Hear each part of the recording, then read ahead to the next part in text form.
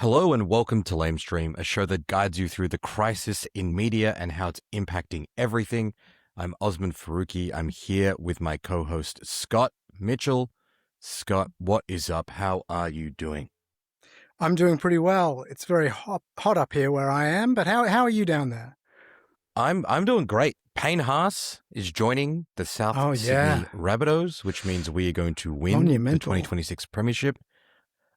Honestly, I'm clinging on to that as like a little bit of good news. This is like a good news sandwich of an episode. We're Yeah. conscious that things are not going great in Australia and the world.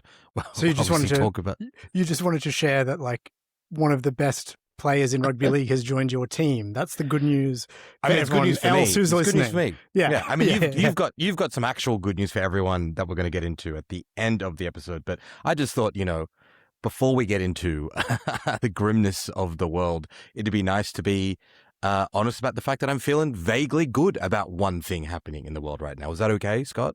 Yeah, it's okay. It's okay. As a Souths fan, how does this compare to when Greg Inglis came to Souths, Yeah. incredible Indigenous player who won a premiership with Souths? That's probably like the biggest player to come in decades. How does this compare? Is this Greg Inglis like? Is this a Greg Inglis moment?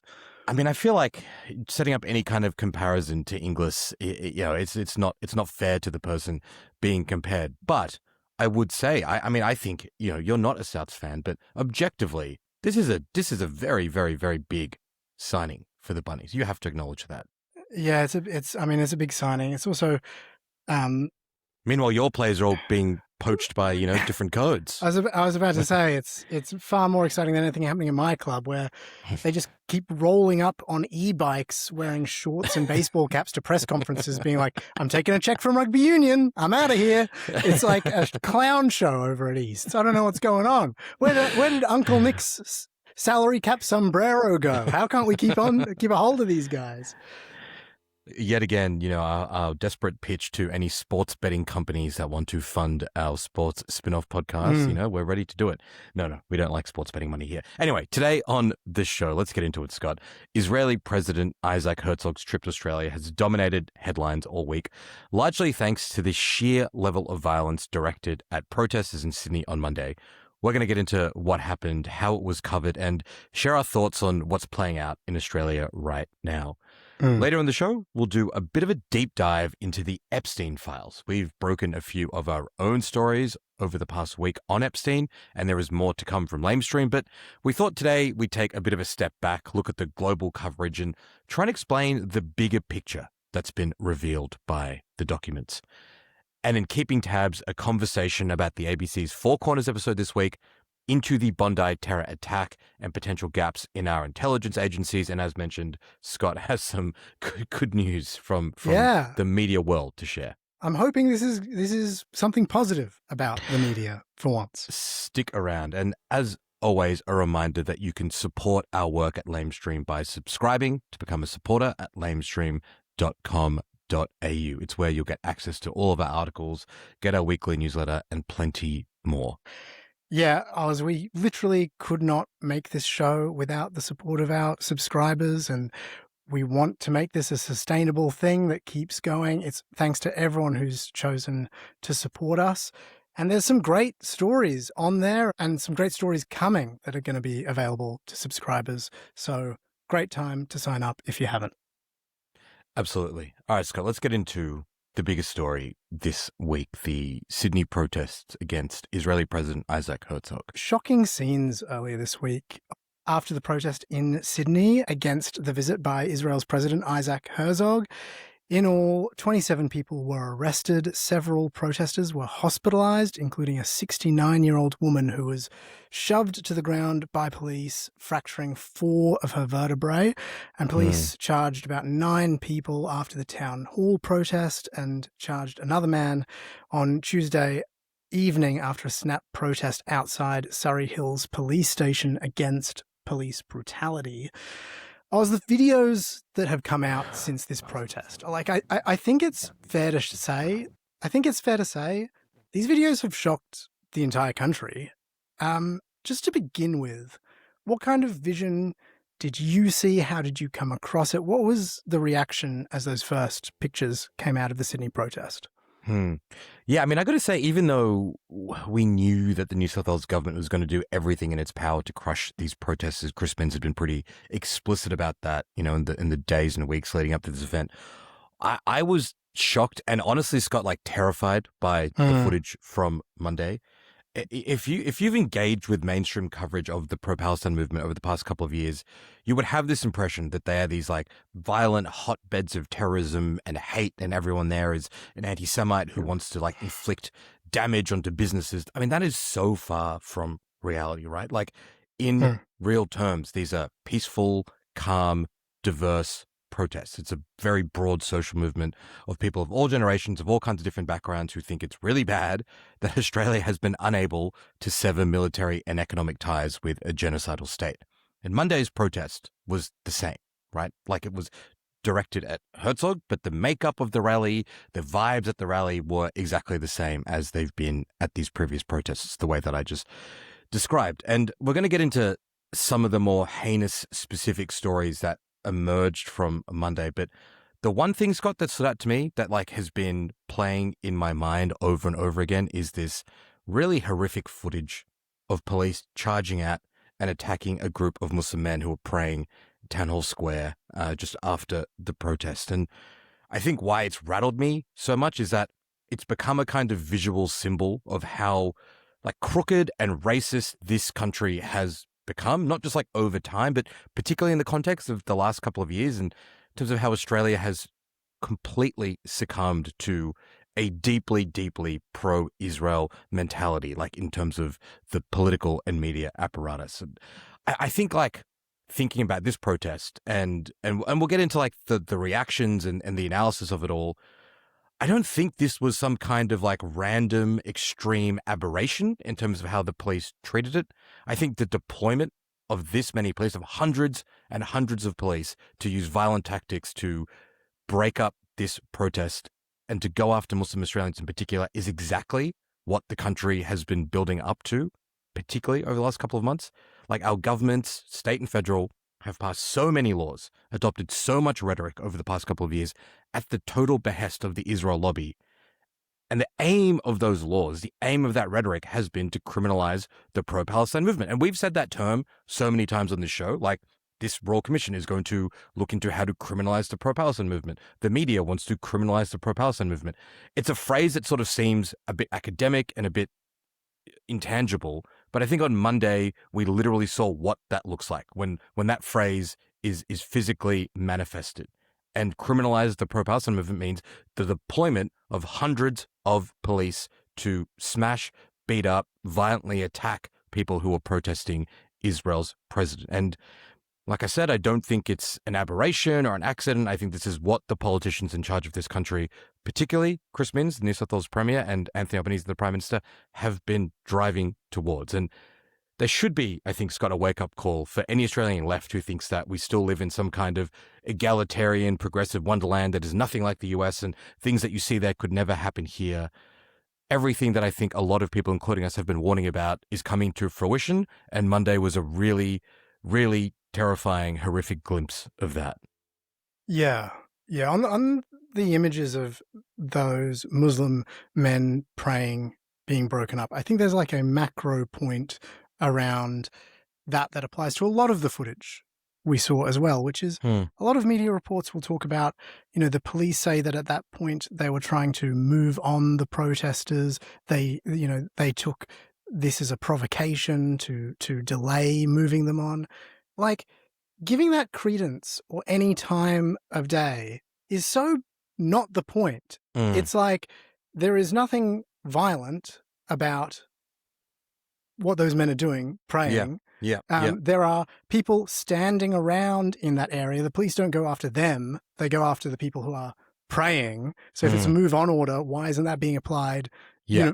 Like just if you watch the vision and then it gets equivocated through the media and you hear all of the excuses before you just see what is so blatant before our eyes. And like the way that this applies to the entire thing, I think is in some ways this has been the most disturbing thing to me, is the way that politicians like Chris Minns, the New South Wales Premier, the police, some sections of the media are telling us not to believe our own eyes and what is documented in all of these videos. I mean, to focus on another incident, Oz, this video emerged the day after the protest of a 28-year-old who is thin as a rake, could not weigh more than 60 kilograms soaking wet, and two police are on top of them.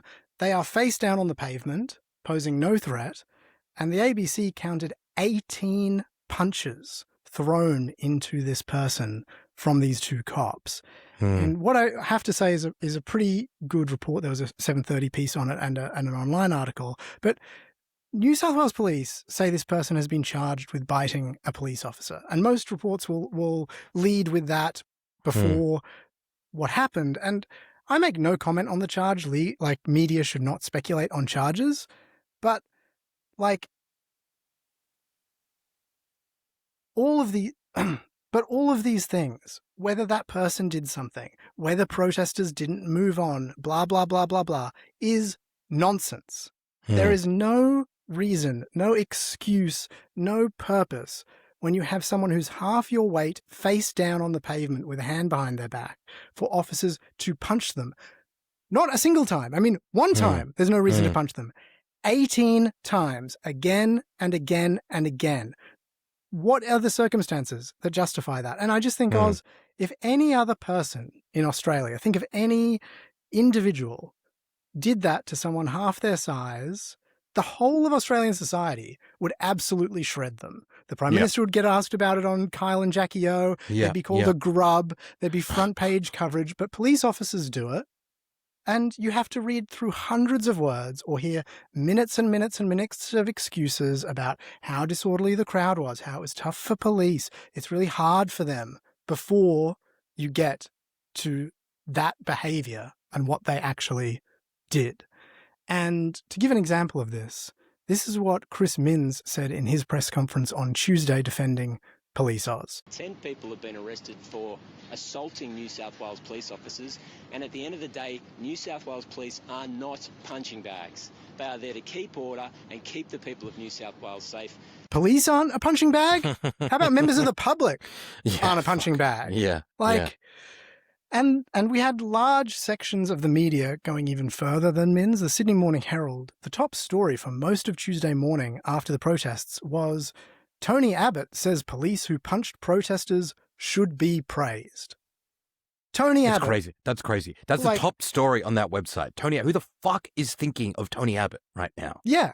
First of all, he was last politically relevant 10 years ago. So his opinion on anything doesn't matter.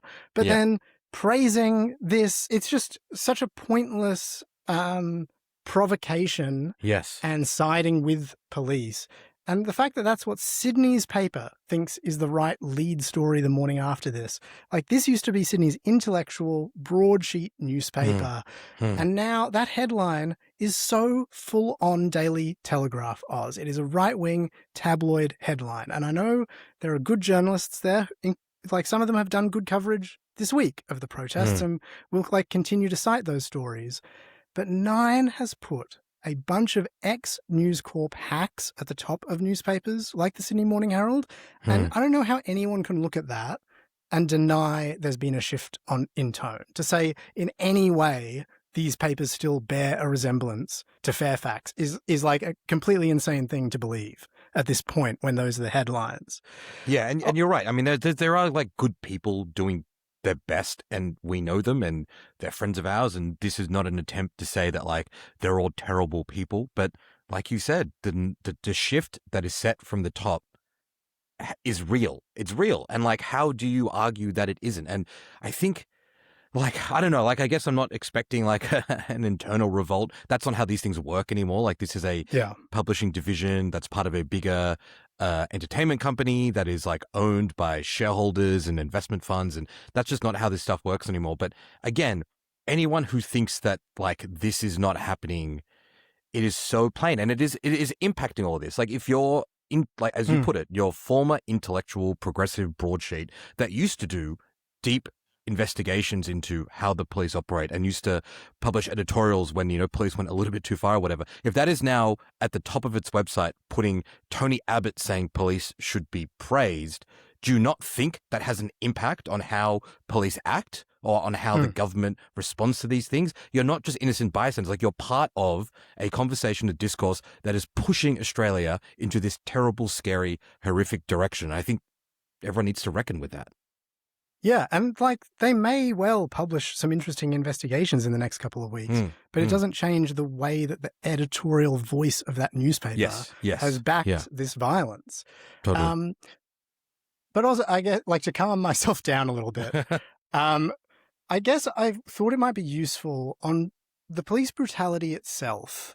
Like, we have both been to our fair share of protests. We've both worked in newsrooms that, you know, cover police. And I thought it might be helpful for us to talk about why it is the police can act like this, and then politicians and large sections of the media often let them get away with it. Like, sort of explain that for our audience of why what we've seen this week happens.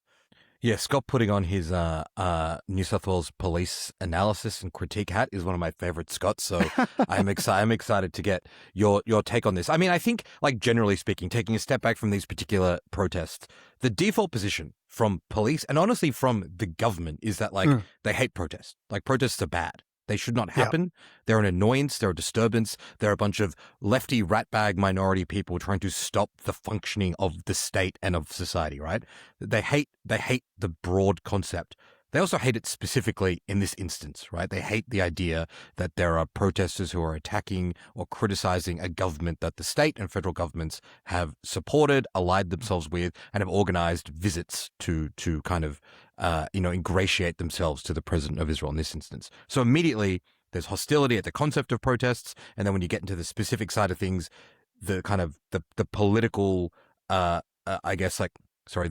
the political dynamics at an extra level of antagonism in terms of how the police treat these things. Police are also, like, overwhelmingly right-wing, racist thugs. And that becomes a particular problem at every protest, but it becomes a particular problem when we're talking about pro-Palestine protests, which, unlike a lot of, like, the broad social movements in Australia, have a very diverse makeup, right? And in particular, they have a very high proportion of Arab and Muslim people. These are people that the New South Wales police, the people that make up that police force, don't like. There's kind of like a layering of different factors that I think make police so hostile. Now, the reason they're able to get away with this. By the way, this is a police force. If somebody's like, to make a broad sweeping generalization about the New South Wales police, they literally used to have a division called the Middle Eastern Crime Squad, not defined by anything, but the background of the people involved. Like, that is the institutional history here. Yeah, and they sort of were forced to change the name, but that's basically Strike Force Raptor, and all they do is go after Arabs and Pacific Islanders. Like, I could talk about this for an hour, but there's so much to get into. But just, like, again, the way that Australians probably are more critical or more aware of, like, racism in the American police and criminal justice system than in their own. Like, most Australians probably don't know that the vast majority of people locked up in Australian prisons are not white. Like, people know the stats about Indigenous people. After that, you're looking at Pacific Islanders and you're looking at Arabs. Like, that is who is locked up in our criminal justice system. Like, this is how it works in a very, very racist manner. So, yeah, like I said, there's a compounding layer of, I think, issues in terms of why police act this way to protesters and to the pro-Palestine movement. How they get away with it from both the government and the media, I think, is a different question. And that's what I'm really keen to get your take on, Scott. Just before I get into that take, on the idea that police just fundamentally do not like protests, I just remembered, like, I was once on a protest of about 12 people. There were, like, so few people there. I think I just joined because I saw it happening and was walking past outside Redfern Centrelink during Robodebt, right? Yeah. And there were literally New South Wales police there videotaping everyone's faces, making sure they got faces, and if anyone obscured their face, enforcing those laws that prevent obscuring faces during protest in New South Wales. Now, why bother? It's 12 people outside of Centrelink during Robodebt. I would say that demonstrates how any protest, no matter how small, is an opportunity for the police to practice and train tactics to undermine social movements, protest movements, they do take this very seriously and they practice it all of the time. Yeah.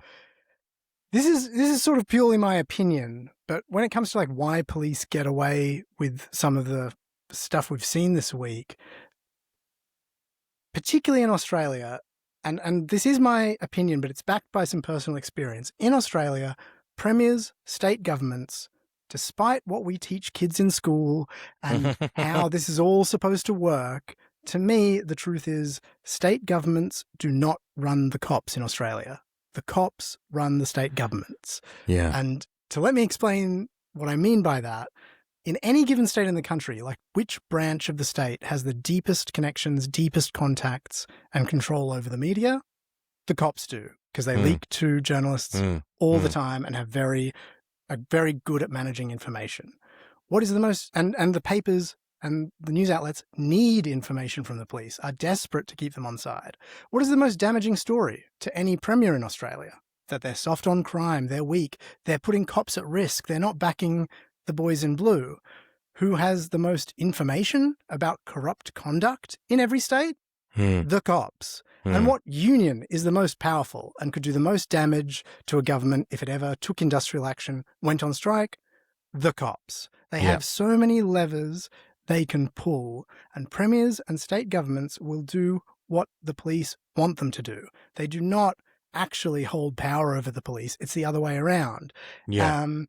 And when I said this was backed by some personal experience, I once met an advisor for a Liberal Premier of New South Wales. We happened to be at the same birthday party. And I put this theory to them and they just went, yeah, that's about right. The cops run their own shop. We can't really tell them what to do. Like that's just said as plain fact. And I just think it's really important to understand why politicians rush towards defending police. You saw Minns rush to be the man next to New South Wales Police Commissioner Mal Lanyon and say how much he supported police. He is desperate to keep police on side. They run him. He doesn't run them, would be my argument. Yeah, I think that's right. And I mean, you brought up the media part of it as well. And I think that is a key part, because in that instance, it's not just that Minns is anxious about the police targeting him or the police union targeting him. He's also anxious about 2GB radio, about the newspapers saying, you know, Minns refuses to back our proud coppers. Like what an outrageous premier. So they are very much a part of this conversation. And like you said, in terms of how much journalists rely on police, like policing, kind of like politics, it's this other institution which is very powerful that journalists should have an antagonistic and interrogative relationship to. And some of them do. But by and large, news editors, daily journos, like the ones working these kinds of beats, have a very chummy relationship with police. Like so much of what you hear on radio, what you watch on TV, what you read in the news is fed by police media departments. And so that does shape how all of this stuff is reported and what they think they can get away with. And I think in terms of this particular protest, to go back to Sydney, I think as well as all of the stuff that we've just talked about, there has also been this atmosphere, right, driven and amped up by the political rhetoric of the past few months. The pro-Palestine movement has been the biggest focus of Australian politics, not just for the last couple of years, but particularly since Bondi. Governments across the country have passed laws specifically targeting it. Like they've announced a royal commission looking into it. It is absurd to lay it out, but that is what is going on. It has been accused of supporting terrorism and violence. And so in the lead up to these protests, when state and federal governments make it very clear that they think this protest movement is bad, is criminal, fosters extremism, it should not be happening in terms of Herzog's visit, that encourages police to believe that they can go as far as they want, because not only are they doing what they think governments and politicians want them to do, they know they're not going to get severe backlash from either the governments that they're responsible to, theoretically, or from the media, because the national atmosphere is the pro-Palestine movement is terrible. Please do everything you can to stomp on them, like literally fucking stomp on them. And if you're in any doubt, like look at what the consequences have been from this. Like there have been none. The Prime Minister, Anthony Albanese, wheeled out his bullshit. Oh, this footage is tough. It's hard to watch stuff. It's like, yeah, it's tough to watch because the police are stomping on people's heads and they're punching them 18 times. Like that's why it's tough to watch. But he can't even bring himself to be explicit about what the issue here is with it. And his broader political line on this, right? And this, Scott, it's driving me up. Like, I can't really say enough how angry I am with the way that he is responding to what's been playing out in Australia over the past week. His line now is, of course, people will have their views on the Middle East, but, quote, it's important to turn down the temperature. Like, who the fuck is he addressing that to? Yeah. He's talking about this as though he's a passive observer rather than a man who not only invited Herzog to Australia, but is passing laws and deploying rhetoric that is designed to ramp up the temperature. That is and what also, his by the involvement way, in this has been. He said that in Parliament this week. I mean, we went into in depth why this line is so infuriating, but he said that after being asked a question in Parliament by a member of the Greens who was shouted over, shouted down, harangued throughout the entire question, and then this turn down the temperature was directed at the Greens should turn down the temperature. How about the people yelling and abusing this member for asking the question? No, that is not, again, the standard with which this is applied, that that this extreme crackdown on speech, on what is allowed in the public sphere, is normal and not raising the temperature, and anyone who resists it is being hysterical, is just gross. Yeah, and one of the MPs yelling at the Greens MP who asked the question, Colin Boyce, this Naturals MP who I'd literally never fucking heard of in my entire life, and then he's the guy that led that failed attempt to get rid of your hedgehog mate Littleproud. He apparently yelled out to her, rip her apart, right? And he was forced to withdraw. Like, that story popped up in like news blogs and things like that.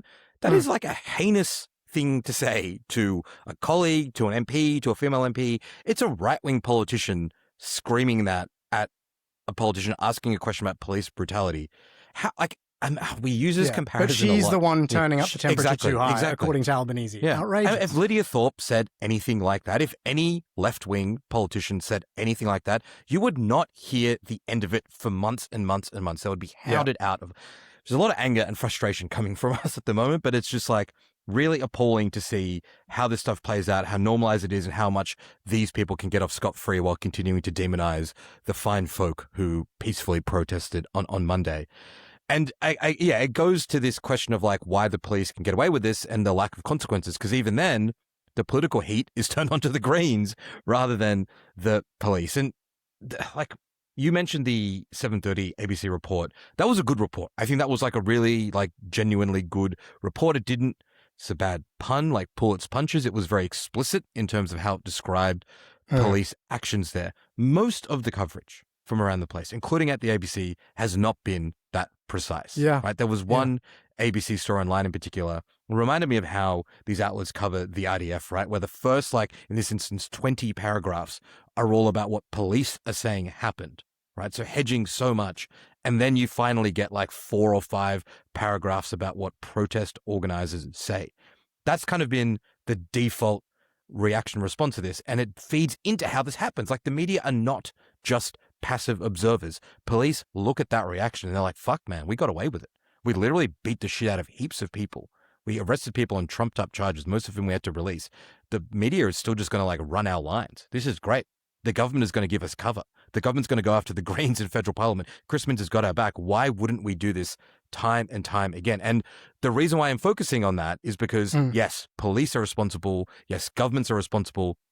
A lot of the tone, the atmosphere is set by what the media was reporting and demanding in the lead up to Monday and how they've reacted to it. And a lot of outlets, you know, The Guardian and the FT have been like asking for footage and saying that they want to verify what happened. They want to do like minute by minute breakdowns. Like, cool, good on them. That's great. I'm happy for them to do that. But they also have their hands dirty in creating the situation that led to Monday. Like, that is just inexplicable. They, over summer, pushed for laws. They have pushed premiers and prime ministers to crack down on things like this. You don't get to do that and then say, oh no, turns out like it's a little bit bad. Let's now do some really great video breakdowns of what's going on. I just think that there's a culpability here from the Australian media that really needs to be reckoned with, because we are heading down a very, very, very bad path. In fact, we're there. And if you think Monday's like the end destination, I hate to tell you, like it's the beginning, right? And the stuff that you've seen in America is exactly the path that we're on right now. Yeah. Yeah, I think that's all very fair. I think the one place I'd look to for like hopefully a bit of comeuppance and justice in this is I think that a lot of these news organizations do not understand the self-inflicted damage they're doing here Yeah. to their audiences and how much people trust them. Like, I don't think they're even, some of the editors running these things are smart enough to realize, like, how many months ago was it that when the Sydney Harbour Bridge protest happened, the media freaked out at how many people were on that bridge. And it was suddenly, I think the Sydney Morning Herald declared it the day that Sydney stood up, like, and we're giving it positive coverage. And after that, as the famine was sort of exposed to the world, you had media calling out Netanyahu for intervening in Australian politics and saying, sort of talking about, not all media, but some mainstream media were talking about how he was intervening in Australian politics, how it was inappropriate to do so. And now they have sort of completely forgotten that there are that many Australians out there who feel this way and are now demonizing them, attacking them, have gone so 180 as to be even worse than they were a year ago before all of that happened, that I think they're losing huge amounts of trust and do not realize, probably because the Labor Party is backgrounding them that like, oh, the polls say Aussies don't like all of this Middle East stuff. Yeah. I mean, maybe Labor can sleep at night thinking that, but if you're a news business, you can't alienate however many millions of Australians around the country feel this way, who are appalled by those videos, who are like infuriated by what Mins has said. Like, you cannot alienate those people and demonize them. And I think it's going to come back to bite news organizations. Yeah, it's a really, really good point. And look, we've talked a lot about this, but there's one thing that I just I think goes to your point that I wanted to mention is as an example of just how disconnected I think the media and the politicians are on this. Like Grace Tame spoke at the Sydney protest and she used the phrase globalize the intifada, which is something that the Queensland government has recently outlawed and something that the New South Wales government is investigating outlawing. Chris Minns, quite literally said that Grace Tame using that phrase is part of why the Bondi attacks happened. Like he said, phrases like that. Outrageous. And the ABC wrote that up in a way that was very sympathetic to Chris Minns and very critical of Grace Tame. Do you think most Australians read that and are like, yes, I agree. I think Grace Tame is an Islamic extremist who wants to massacre people at Bondi. They just don't. They just don't. And it's a really good point that you've made it a couple of times on the show. Like politicians might find their ways to win elections by deploying this stuff. News organizations don't work like that. Like they are losing audience by doing this stuff, which I think makes it even more extraordinary that they're willing to not just morally debase themselves, but financially ruin themselves in the medium and long term just to ape for Israel. It's extraordinary. Yeah. Yeah. All right, coming up after the break, a deeper look at the Epstein files and the way they are reverberating all over the world. Scott, we've been covering some of the information that's come to light about Jeffrey Epstein and his involvement, particularly with international diplomacy, on the show and on our newsletter over the past week. But today we're going to pull back and have a broader look at the Epstein story. I think a lot of people are just a bit overwhelmed by what's going on, and this stuff has been kind of drip fed to us over the past couple of years. They're not really sure where to start or how to make sense of it. And I think particularly Australian coverage of Jeffrey Epstein has been uniquely bad, which I think is compounding a lot of people's confusion. The latest revelations, released in the Department of Justice files that came out in January, they've led to so many scandals, not just in the US, but the entire UK political system is currently paralyzed by links between Epstein and a senior UK political figure.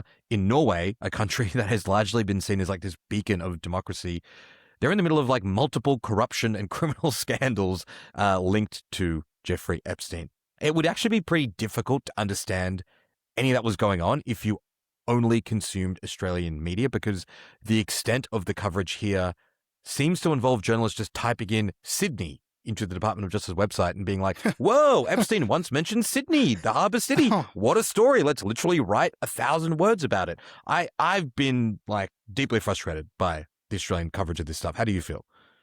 Yeah. It has been so frustrating, Oz, as you and I have been going through these files for our own reporting, to see a lot of the other stuff is, as you say, just like searching Sydney, Australia, random famous political people going, oh, the name pops up. I mean, first of all, there's other mentions to Australia that do not pop up on a keyword search. Correct. Like there are handwritten notes, there are photos, there are all kinds of other elements that the entire, legitimate, well-resourced media has completely missed. Yeah. And then secondly, they seem to just then collate what they do find and don't seek to explain it, explain why Epstein was interested in those people. Just go, their name was there. It's in this email. Epstein mentions this name. Well, job done, I guess. It boggles the mind that the world's journalists in places like the UK and Norway, whatever, are doing the work to explain how figures in their countries are involved, that the Australian media has already let this go. Like the last proper story I could find on Australian Epstein links was like 6 days ago, and no one else has published anything really since, as this snowballs into a scandal. I think the other thing I found very infuriating is this type of article that is like, whoa, these celebrities mentioned. Here's 8 celebrities mentioned in the Epstein files. That's pretty weird. I mean, first of all, it's not weird. This is a story about women, girls, and boys being sex trafficked, and also is like massively important for like the way that political influence and elite power shapes all of our lives. And second, it makes it totally impossible for the average person to navigate these files, because like just listing names and aggregators going 8 celebs, eight billionaires mentioned, means that it's impossible for normal people to figure out whose name is in the files, because Epstein is like talking about a movie that they were in with a friend and there's no other evidence. And who is a name of someone who has like deep financial, personal, political ties with Epstein and was deeply involved in what he was doing. It's like impossible for the average person to differentiate. And that's what's so frustrating about this, because the act of journalism is not like doing what literally anyone can do and typing some names into a government website and being like, wow, here's what this is. The act of journalism is looking at those documents, trying to add context, trying to piece together what it means, and talking to people, verifying stuff. Like that's what good journalism on the Epstein files has been doing. One thing I wanted to touch, because it sort of feeds into the kind of like Australian throwing your hands up, oh my God, it's so crazy, this person's mentioned, what could be going on?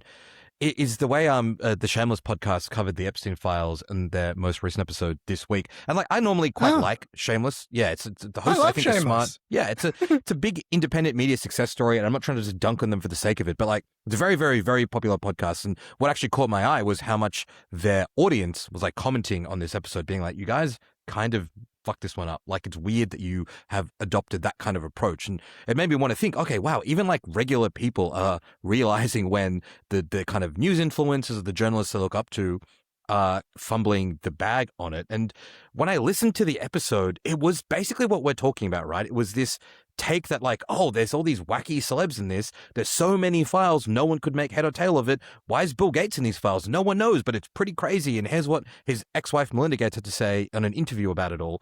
I mean, why this annoyed me, Scott, is because yes, there are a lot of files and there are lots of, potentially confusing and bizarre people mentioned in them. But it is literally our job to understand why they are there. It is what we've been trying to do. It's what lots of journalists all over the world have been trying to do. And it's like the most basic thing is to be like, we're going to talk about the Epstein files. You'll never believe whose names popped up in it. But the thing is, we know, like the Bill Gates thing, I'm just focusing on this one as an example because it's what they dedicated the first half of their episode to. We know why Epstein is trying to get close to Bill Gates. We don't know it because like we're genius savants who've sort of done something that no one else can do.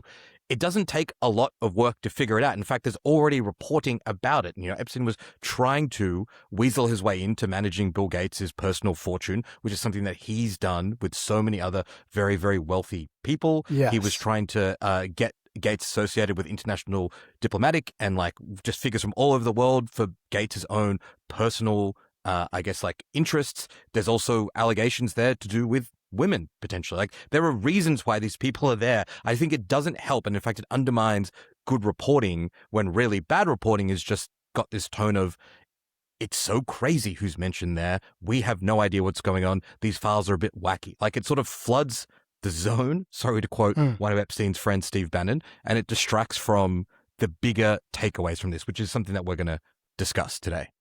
Yeah, I couldn't agree more. I mean, I thought it might be helpful to talk about some of the big takeaways that we've had from reading these. And we're going to get to some examples soon, but I think we're flooded with, like, everybody has been flooded with so many examples. It's kind of useful to put this in a framework. I feel like, Oz, something that is really important in the overall picture is that Epstein was like the guy to so many of the richest and most powerful people in the world who they went to for advice on the most sensitive things in their lives. Like, be that, of course, you know, sexual abuse of people, or just many of them who may not have been involved with that at all, but still went to him with like the biggest decisions in their lives, like what they would do with their careers, how they would set up their finances, how they could engage with foreign governments and other powerful people on really sensitive topics. And really the common thing in a lot of these relationships is sort of a web of corruption in a way, where Epstein guided some of the most powerful people in the world on how to use their positions and their influence to enrich themselves. And to kind of illustrate that, I wanted to play a bit of a tape of this private conversation we featured on Monday of Epstein speaking with Ehud Barak. Keep like two things in mind here as you listen to this. Barak is a former chief of military intelligence for Israel and a former prime minister. And when this is happening, he's about a month away from leaving Israeli parliament and leaving politics forever. So he's currently in government. He's serving Israeli member of parliament during the time of this conversation, which is incredible. During the time of this conversation, when Epstein's a known child sex offender. And like, who does a guy with that much power and experience and knowledge turn to when he's deciding what to do with his life and how to make money after politics? It's Jeffrey Epstein. Who has IOUs to you? Is that who's out of the people in the past who you think you're close to? He said he really wanted you to make this list of, this person owes me a favor, this person owes me his life, this person owes me his job, this person owes me... Yeah, okay. And so you got to work it backwards and say, here is my... instead of thinking about what the opportunities are first, because right now you're focused on opportunities. Yeah. I need you to focus on your personal balance sheet in terms of competences. What's your real strengths? What's the liability? One of the liabilities is you're 71 years old, so you can't be in a business that takes 20 years to make money. Yeah. We have to make money in the next 3 years. And Oz, I just play that as an example of the underlying theme in this to me, Oz, is Epstein counseling kind of members of the elite on how to turn their knowledge of world events, global politics, information, things that affect everyone's lives into self-enrichment. Like, how can they use what they have accrued to create wealth? And once people were in this web of Epstein and owed him favors, he could kind of use their money. You mentioned that he talked his way into managing the fortunes of a lot of billionaires. You know, he often got people to donate money to one of his charities or put someone on their payroll so that person didn't have to be on Epstein's payroll anymore. All these things that meant he could kind of create black money that wasn't traceable to him, and it helped him build this vast empire of influence. Yeah, and like you can, and potentially I have lost my mind, like going through and reading so much of this stuff, because the sheer amount of people, right? And look, it's going to sound like I'm just listing names, and that's what I was critiquing before. But stick around, and hopefully I'll be able to land the plane on this one. But you read certain communications between Epstein and someone that I don't recognize, for example, and then you research who that person is, and you find out, oh, they're like a sultan, or they're a very senior official from the Emirates, or oh, this person is the richest shipping magnate in Norway. Oh, that guy's actually the prime minister of Norway. That guy used to be the prime minister of Slovakia. When you look at all of that stuff in totality, it's exactly what you have outlined. Like, it is a international web of corruption, of influence, of power broking, where Epstein was using his connections, his money, and yes, to be very frank, his access to young, vulnerable women who are victims in this case, to build up this network of patronage. That story, I feel like, has still not really been told properly. Yeah. Like, I feel like there is this focus on individual instances of this stuff happening in ways that, that might excite a particular journalist in a particular country. But that big, broad picture, I don't think has been told properly. And I was thinking why, and I think it's because so much of the media is part of that same network. And by that, I don't mean that like Epstein was, sex trafficking women to editors of newspapers or things. But, I don't have any evidence of that, but there are some very specific giant billionaire media barons who these documents have revealed are very close to Epstein. So there is part of that going on. But what I more mean is that, like, the way that these national, international influence networks work, it's not something that the mainstream media has generally found problem with. Like, in fact, most of them are part of that kind of, like, how would you put it? Like, I'm trying to not use the word deep state, but that kind of like, that kind of political framework. I think that the idea of the idea of like sort of trading information and favors for benefit, I think is part of a lot of, like, I guess, elite journalism. It's like, what is, when you look at, say, I don't know, the big correspondents in Washington, the big anchors, what is that often, if not the trading of favors and information? And it doesn't look that out of place. Yes, I think that's exactly right. And I think there's another, like, it's to do with people's political perspective, right? And you and I, Scott, we have a political perspective that is quite cynical, probably because of our political backgrounds, also because of the kinds of movies and art that we consumed at formative parts of our lives. We have always perceived the world as being run by very powerful, rich people for their own interests and against the interests of most normal people. Most mainstream media journalists don't share that view, right? They have this kind of West Wing perspective on the world, which is, your kind of politicians, your senior bureaucrats, the people running the world, they're really motivated by trying to make the world a better place, and they accidentally do the wrong things, but it's not really on them. So when the Epstein files lay out, oh no, all of these people are corrupt and are using then their power and the power given to them by the public in a lot of instances in terms of democratic elected politicians, they're using it to enrich themselves and to have sex illegally with women and girls provided to them by Jeffrey Epstein. To us, it's like, that makes sense. Like, that is how we think and know the world works. To a lot of these journalists, they can't comprehend that because it does not fit within their political analysis of how politics plays out. I think a big example that a lot of people have spoken about something that a lot of the mainstream media has decided, I guess, that it's just going to miss on this story is Epstein's connection to intelligence, specifically Israeli intelligence. The most galling example of this, Oz, was published just I think a month or so before the latest tranche of documents by the New York Times, which ran a story that sort of positioned itself as debunking what it called abundant conspiracy theories that Epstein worked with or for intelligence agencies, including the Israelis. And to do this, Oz, the New York Times, and I'm bringing this up because it is the most egregious example of choosing to look the other way on this story. They looked at his past to demonstrate this and to debunk it. People may know that one of the mysteries of Jeffrey Epstein is that he went from a kind of college dropout teaching at a exclusive Manhattan high school to suddenly working at Bear Stearns and eventually getting to have power of attorney over the Victoria's Secret billionaire Les Wexner's entire fortune. And that sudden, unlikely rise from high school teacher to that is kind of pointed to as evidence that a foreign government must have helped his rise. How does he connect with these people from a position in life that doesn't really make sense? Well, as the Times piece goes back and talks to a bunch of people who knew Epstein in the early 80s and is like, oh, we talked to a bunch of people who worked with him. It's just boring, regular, like, guy gets rich business stuff. Dropsite News did one of the most savage and beautiful fact checks of this I have ever read, Oz. Here we go. Excited.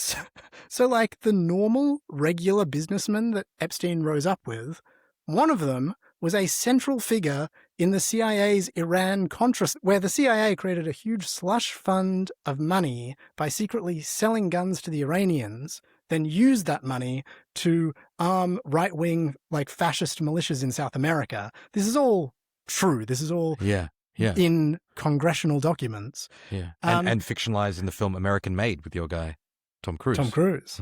Yeah. This guy was doing that at the exact same time he was setting up a company with Jeffrey Epstein. But that's not mentioned. He's instead evidence of how Epstein's not involved in intelligence. Once Epstein starts managing Les Wexner, the Victoria's Secret billionaire's empire, the planes used by the CIA in this operation end up at Les Wexner's private airstrip. I did not know. I did not know any of this. This is how, like, this is wild. The New York Times is just like, well, all of this is proof there's nothing to see here. Like, it's just one example. But there's like so many... And sorry, just Scott, before I move on from the please. Times, like I said that, you know, there's no evidence that like journalists and editors are all intimately wrapped up in this. I mean, the Times is a place where one of their journalists, Thomas Landon Jr., who reported on Epstein for years, he's been revealed to be an Epstein confidant and someone who Epstein would discuss matters with all the time.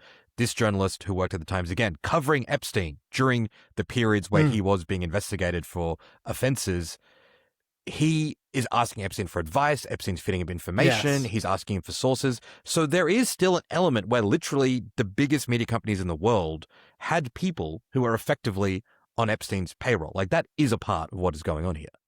Yeah.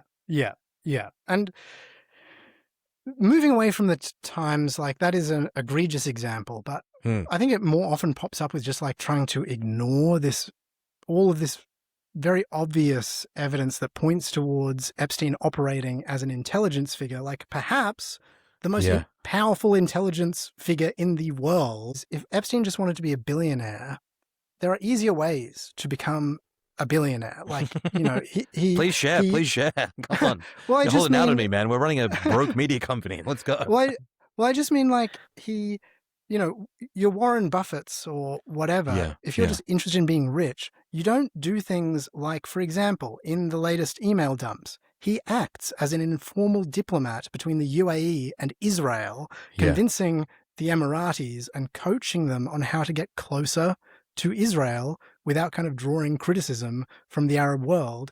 He coaches Ehud Barak, this former Israeli prime minister, on how to talk to Vladimir Putin. Why is a former head of military intelligence who is prime minister getting advice from Epstein? He is seeking Epstein's advice on how to talk to Putin.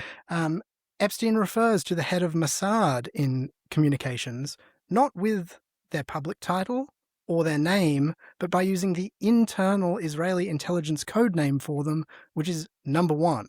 I just mean there are other ways. If you're just interested in, you know, like wealth, there are other ways than involving yourself in like diplomatic relations with like Kazakhstan and the UAE and all of this stuff. There is clearly like something else going on here. Yeah, it's not just about money. There's a whole other thing going on. Yeah. There's something else going on here. And it just feels like a hallucination to me that we have all of this laying out there before all of our eyes. Like literally any member of the public can just search these records, read every single email, and none of the mainstream media are willing to put the pieces together and talk about it. And it's down to people like Dropside News or Anthony Lowenstein or us or like the independent media to air any of this.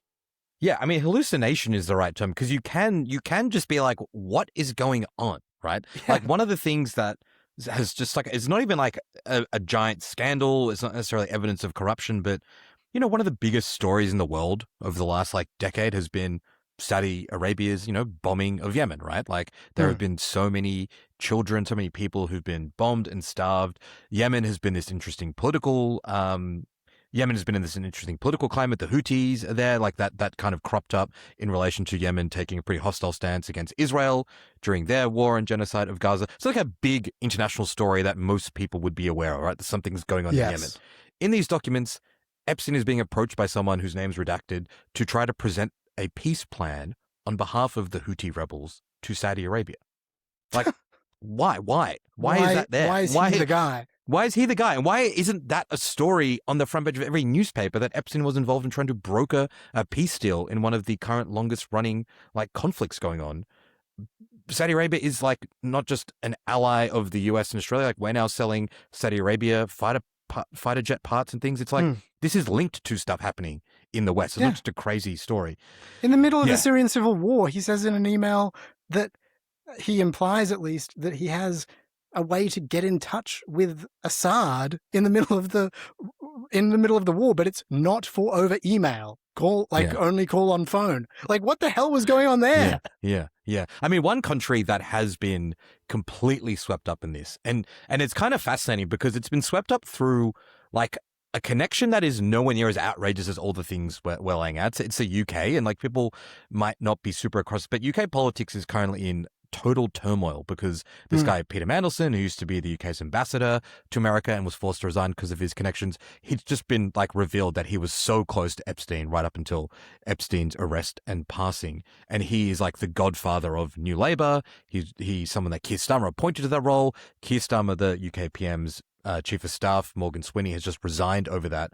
I mean, just again to reiterate how absurd it is, how little attention these are getting. The UK government is on the brink of collapse due to what is in these Epstein files. So even if you don't want to do any real journalism or digging or explain the stuff we've talked about, if one of the biggest Western democracies in the world is about to be brought undone by this, doesn't that raise some questions as to, I wonder what else could be going on here? It's not. Yeah.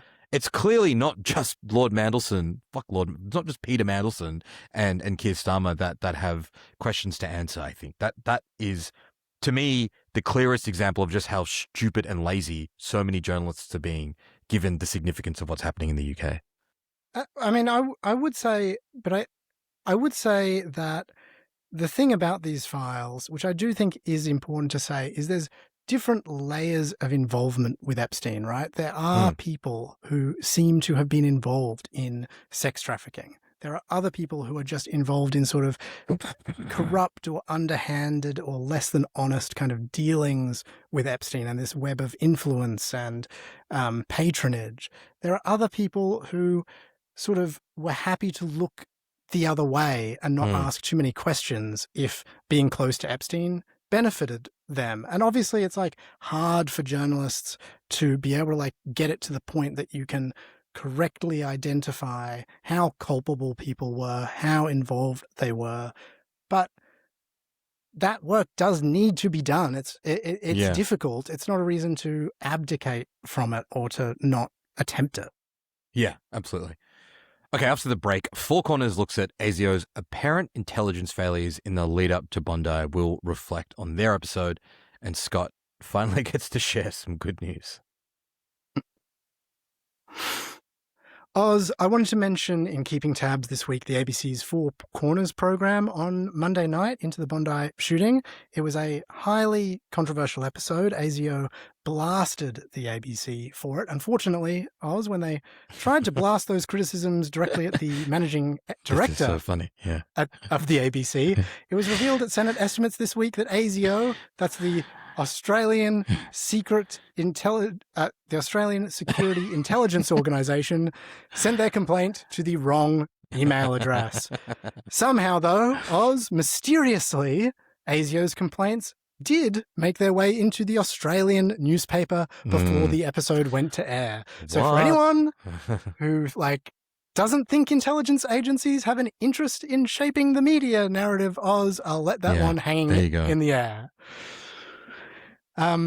I found this episode really interesting, Oz. There are some pretty stunning revelations about how ASIO and other agencies handled this. The biggest revelations, real quick, I'd say, are A former ASIO agent, this Palestinian guy who worked to infiltrate extremist groups for ASIO, says he warned the agency that Naveed Akram was sort of in the circle of trust of a plot that involved bringing weapons from Islamic State elements within Lebanon into Australia for a series of attacks on government and religious sites in Australia.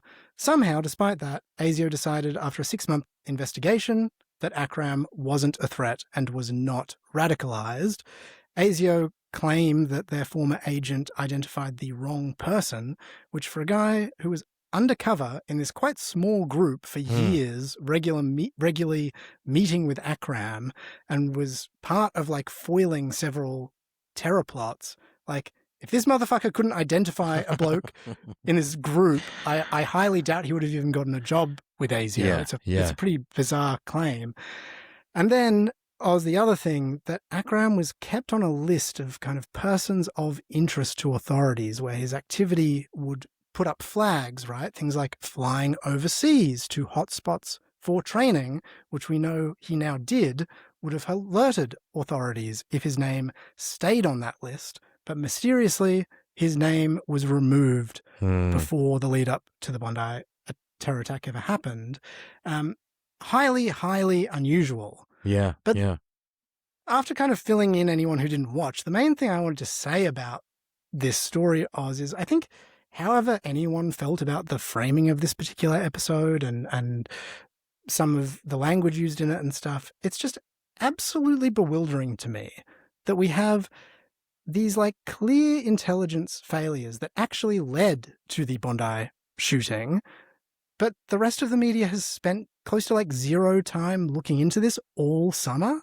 Yeah. And I doubt, Oz, now that this has come out, that much of the rest of the media is actually going to follow up on the questions this story raised and try and get answers to some of these things. There is just so much more here to uncover.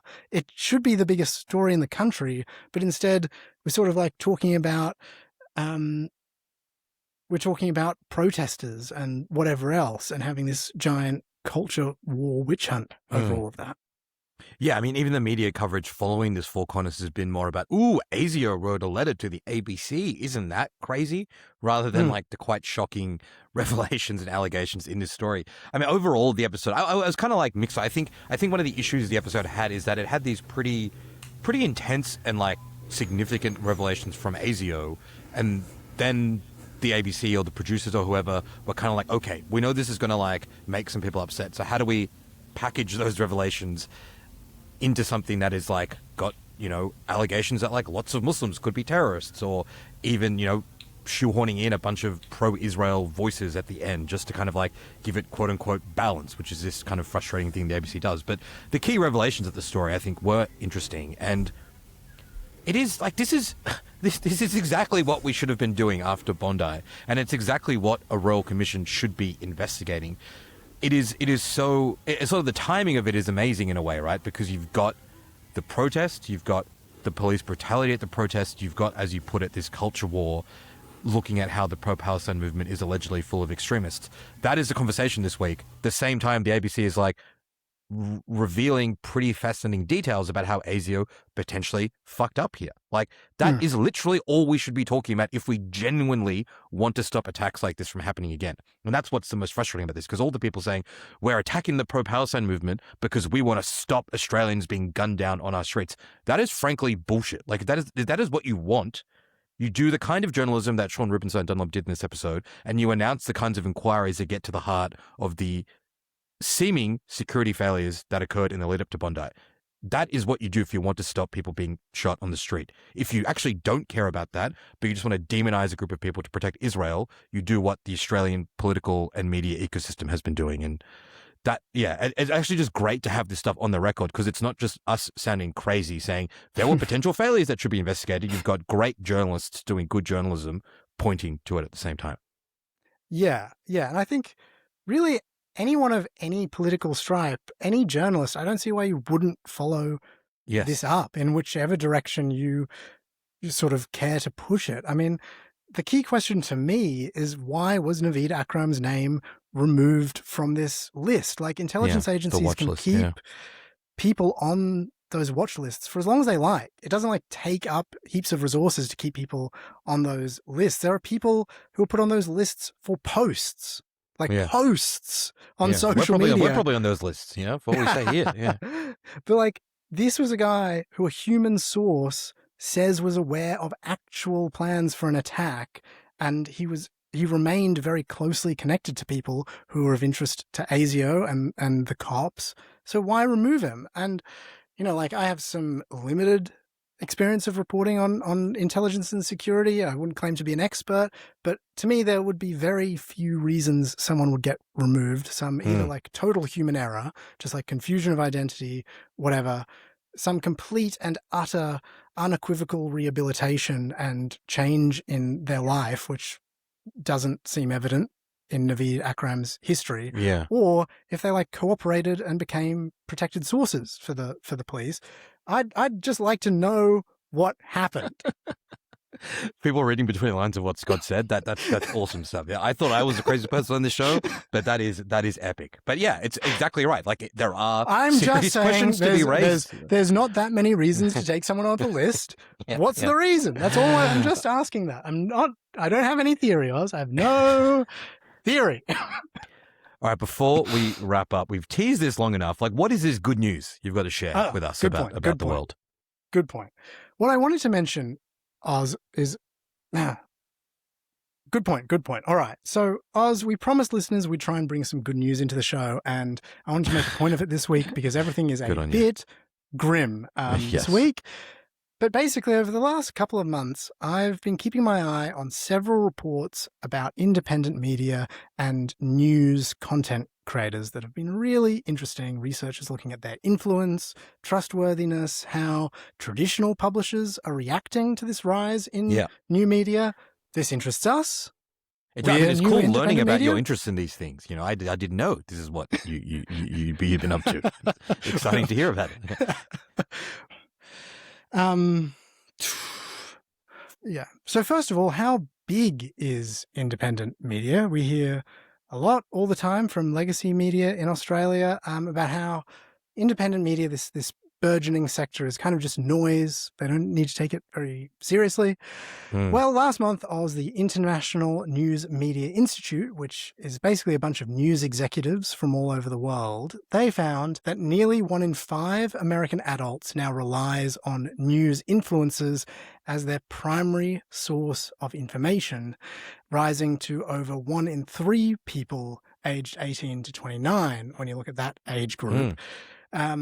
What about Australia? Well, according to a survey by the Reuters Institute that was actually late last year, about 10% of Australians are paying attention to news creators or independent media when they're online, which includes all types of news creators. That's independent kind of commentators, people who are breaking stories independently, or sort of explainer type news creators and influencers. 10% might not sound like a lot, Oz, but compare that to the legacy media, which is capturing 29% of Australians' attention online. That actually isn't a massive gap when you consider how vast the difference in resources are. Oz, I'm recording this in my bedroom with you. I think a lot of independent media creators are doing that. It's pretty amazing. Yeah, I mean, it's great to have those stats. I mean, the good news element of this, Scott, I assume is just the hard work that independent creators are doing is paying off and people are engaging with them, right? That's why we're excited about this story. Yeah, I think that there is really an ecosystem here. When people listen to, whether it's this show or other shows, there is an actual ecosystem, and that this is having some genuine effect, and there is a real community of Australians and 1 in 5 Americans who, when they listen to something, it's a part of totally conversation. And I think that is important because it gives people a different perspective on the world, a more accurate and real perspective on the world. And people often ask what can we do with the world? It's listen to shows like ours, engage with independent journalism, tell other people to do it. That is something that you can do. And those stats, 10% versus 29%, new media versus legacy media. It is amazing when you consider legacy media, as the name implies, has been around forever.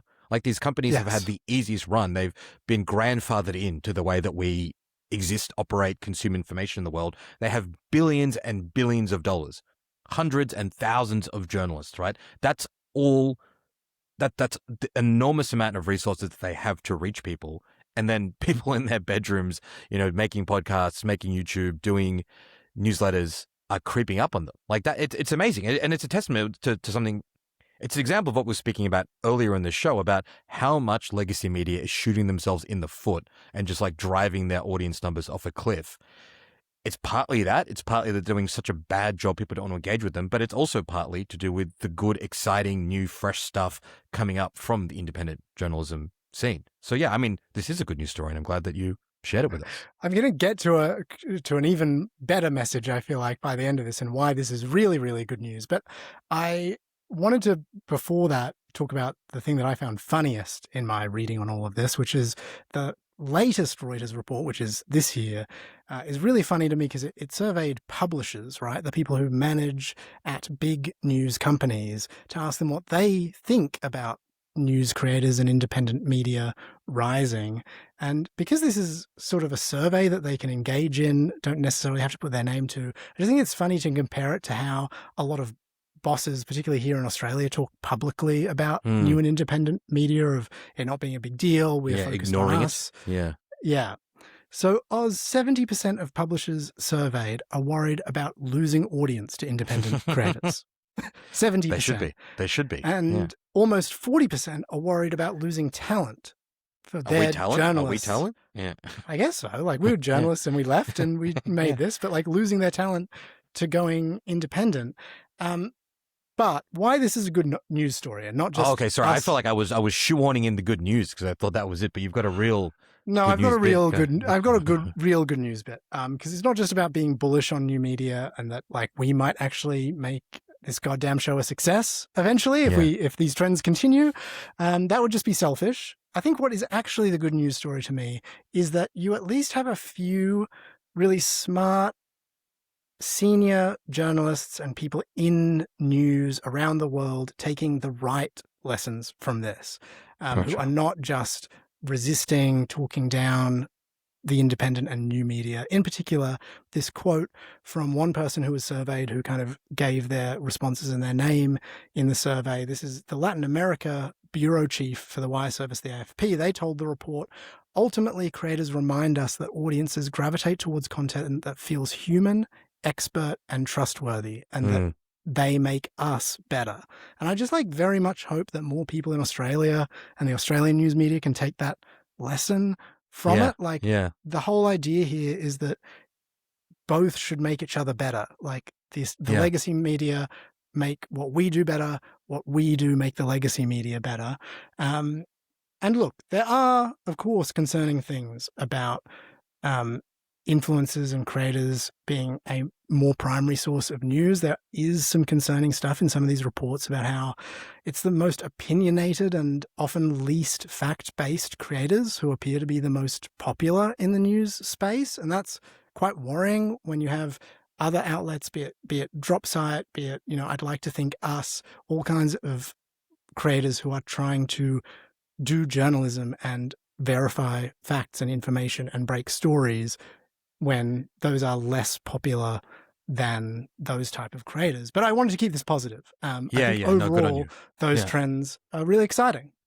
Yeah, totally. I mean, that quote from the bureau chief you mentioned, it is good. And it's like this thing that I want to believe in, that audiences are smart and right. And largely, I think they obviously are. But then sometimes I'm like, okay, the biggest independent creators in Australia are like Life Uncut with Britt Hockley and whoever that other woman is.